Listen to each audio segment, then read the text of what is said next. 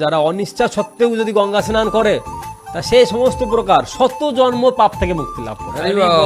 শত জন্মে মানে কেউ জানে না গঙ্গা মহিমা, কিন্তু গিয়ে স্নান করে দিয়েছে, পাপী লোক, কিন্তু সে স্নান করার সাথে সাথে 100 জন্মর যে পূর্বে পাপ করেছে সমস্ত পাপ ইমিডিয়েটলি ভ্যানিশ হয়ে যাবে।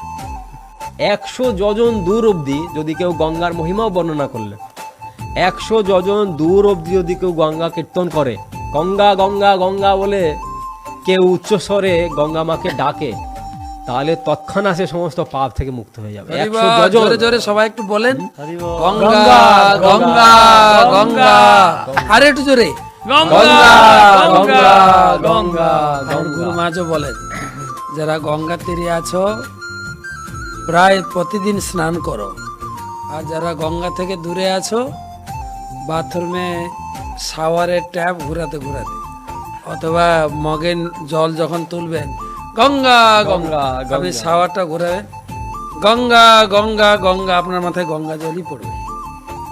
100 যোজন, এক দুজন মানে কত? 1 যোজন মানে 8 kilometre, 8 mile, 8 mile, sorry 8 mile, 1 mile মানে প্রায় 1.5 কিলোমিটারের উপর। 1.5 কিলোমিটার, 800 মাইল দূর অবধি গঙ্গা তার অ্যাকশন